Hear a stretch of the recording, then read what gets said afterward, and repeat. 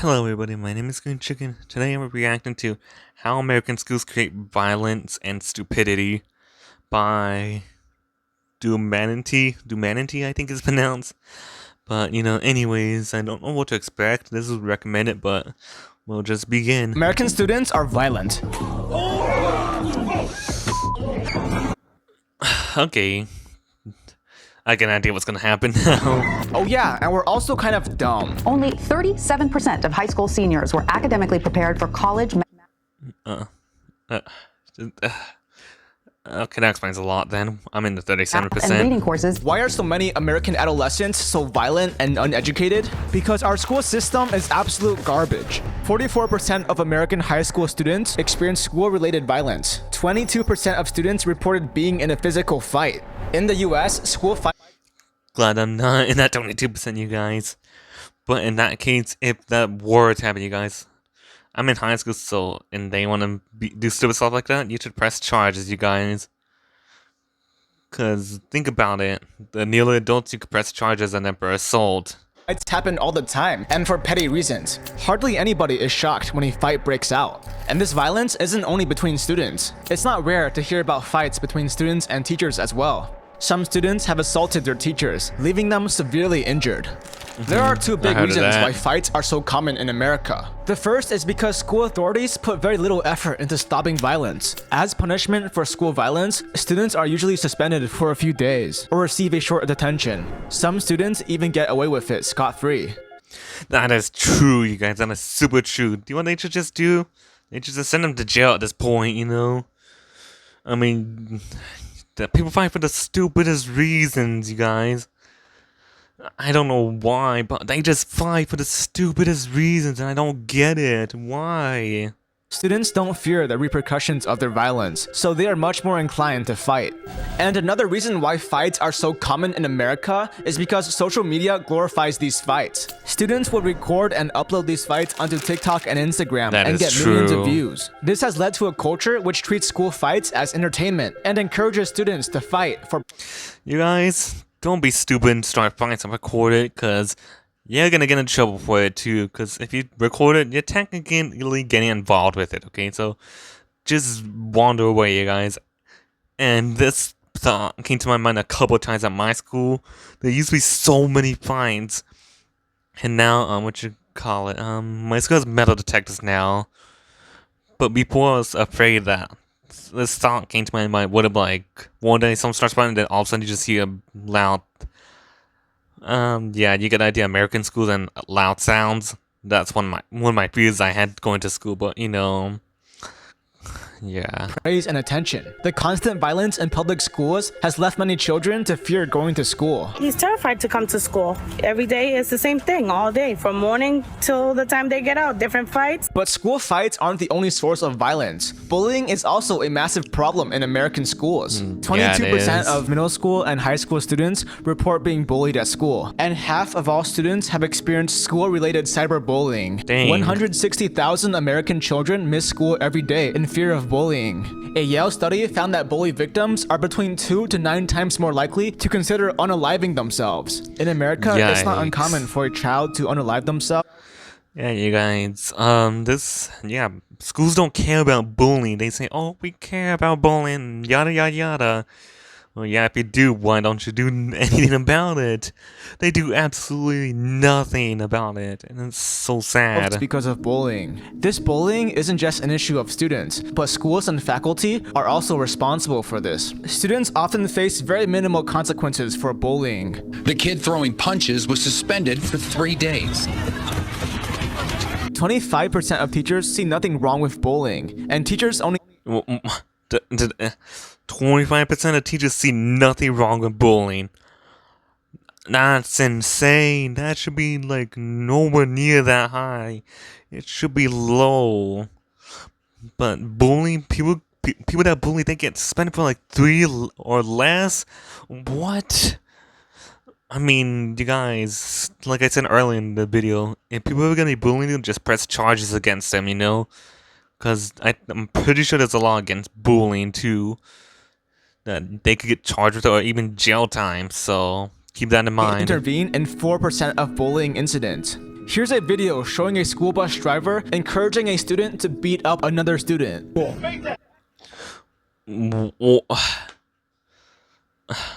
I have no words. I have no words.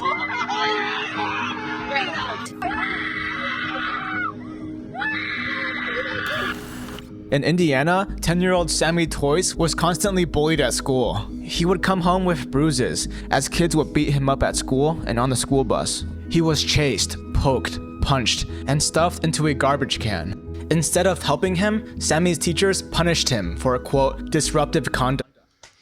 Okay, parents, your kid tells you that they're bullying, that all the teacher says that they want to get punished.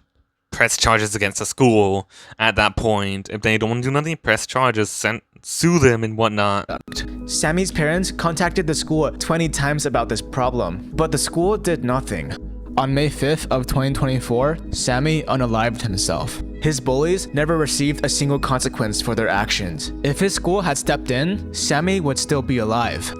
This kind of tragedy has happened in multiple schools in multiple states across America, all because schools have failed to take action. This is the same school system that breeds school shootings. There's a strong link between school shooters and having experienced bullying. Adolescents who have been bullied at school are 49% more likely to carry guns. Our school systems program violence and hatred into students, so it should be no surprise that school shootings are so common in America. But school districts put very little effort into addressing and fixing the root cause that leads to school shooting incidents. If schools actually stood up against bullying instead of always letting it slide, school shootings would decrease drastically. The American school system creates generations of toxic and violent individuals.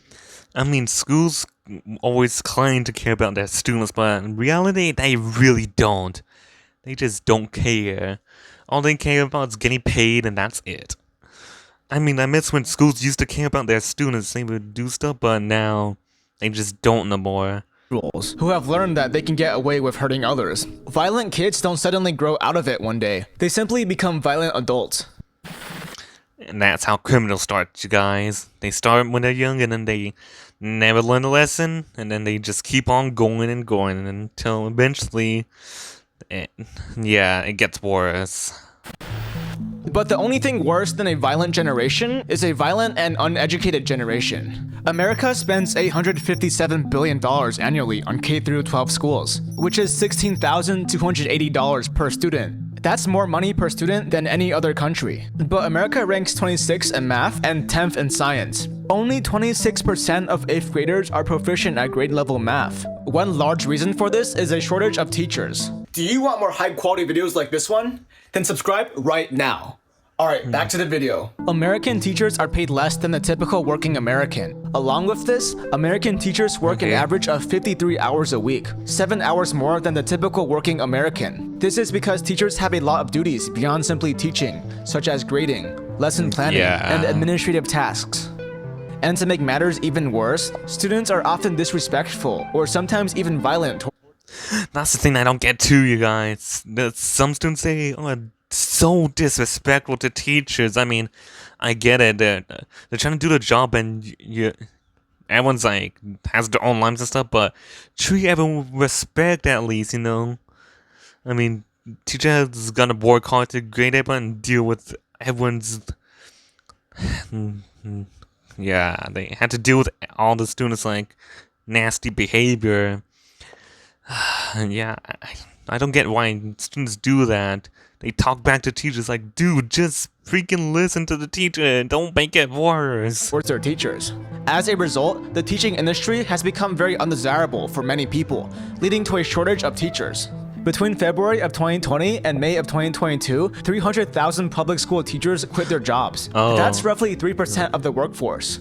Because of this shortage, teachers are now assigned massive class sizes, which makes it harder for each student to receive the specialized help they need. This also means that school districts have lowered standards for hiring teachers in order to make up for the shortage. The number of underqualified teaching hires increased by 69% from 2022 to 2023. Now, American schools are full of terrible, incompetent teachers who are hurting the country. I remember back in high school, teachers would assign us massive packets of reading and questions. Meanwhile, they would sit in their stupid chairs and use their computers instead of actually teaching the class. If you would just get up and teach them instead of handing them a freaking packet, yo. There's kids in here who don't learn like that. They need to learn face to face. And it's so relatable, you guys. So, before I got held back as a super senior, guys, I had a, I don't remember which math class it was, but it was some 12th grade math. But anyways, the teacher would just have you go to class, they would do attendance, and they'll have you watch videos on your computer that they did, like, years ago, and then you had to do it off of that. And I can't learn like that. I prefer to learn, like, face-to-face, you know? And I never got to pass that class. But, I mean, before, I didn't even get a chance to, like, pass the classes in general. I got put into another class to make up credits, because I was missing credits. Yeah, so that explains a lot why I'm doing YouTube. In America, it's very common to come across classes where students are forced to learn everything by themselves rather than be taught. And no matter how much students and parents complain, school districts almost never do anything about it. Due to the shortage of teachers and the protection from teachers' unions, school districts can't just replace teachers who aren't doing their job. With such terrible teachers, it's only natural that students aren't learning properly. And another big problem is the lack of funding. In America, a big portion of funding for public schools comes from the taxpayer money of the community. This means that schools in wealthy communities are well funded, but schools in low-income communities are poorly funded. So if you live in America, your quality of education and therefore your prospects of success are largely determined by the community that you live in. This problem can be seen in low-income cities like Detroit, where only 3% of 4th graders are proficient in math. Low-income students enter high school with literacy skills 5 years behind high-income students. Only 14% of low-income students graduate college, compared to 60% of high-income students. It's quite clear that schools in lower-income communities need more funding. America spends $857 billion annually on public education. So where is all of that money going? I want to know that too. A big chunk of it is going towards administrative staff. From 2000 to 2019, the number of administrative staff increased by 88%, and the number of principals and assistant principals increased by 37%, while the number of students and teachers only increased by 8%. This shows how a disproportionate share of resources is going into administrative functions rather than directly supporting students and teachers. Maybe if funding was actually allocated correctly, our academic performance wouldn't be so low. That is so true. Another large problem is that schools have allowed students to be lazy. In America, teenagers between ages of 15 and 17 spend an average of 1 hour a day on homework. Meanwhile, American you guys, between me, I never spend time on homework. Because I just never did, really.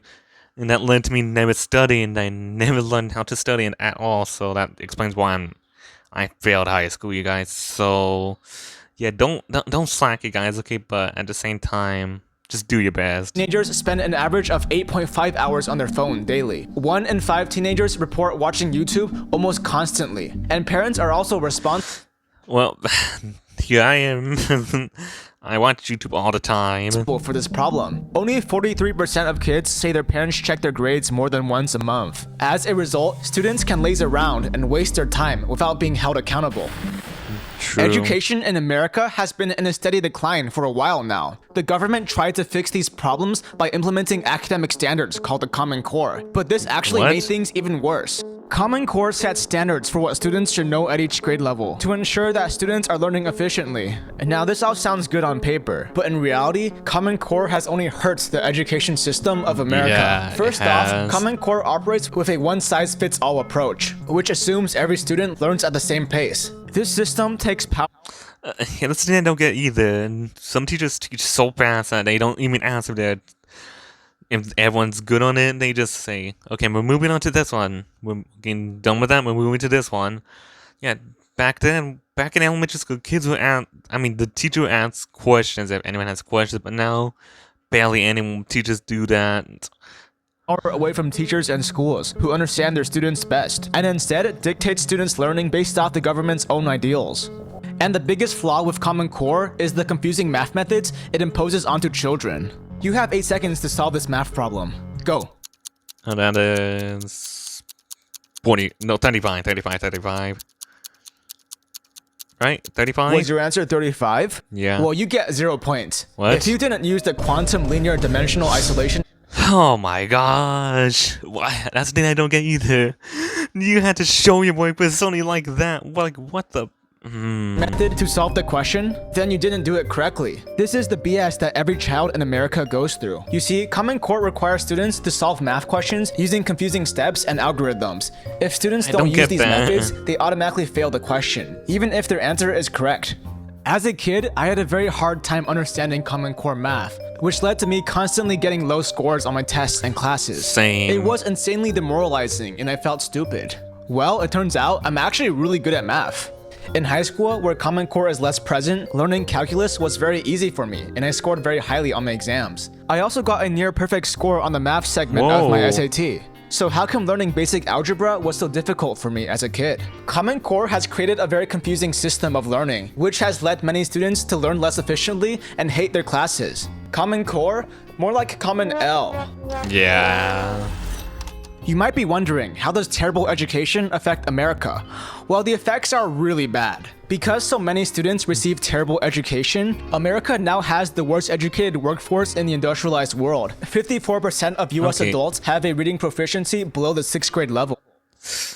I mean, that explains a lot, you guys, because look at the world we live in. I'm recording this on my phone, and yeah, we have audiobooks and stuff like that. And the last time I picked up a book was probably like in, I think, 7th grade. That was the last time I picked up a book and read one, actually. I don't even read anymore, because it's not, I don't find reading interesting anymore, and I kind of want to get back into that, but now, yeah.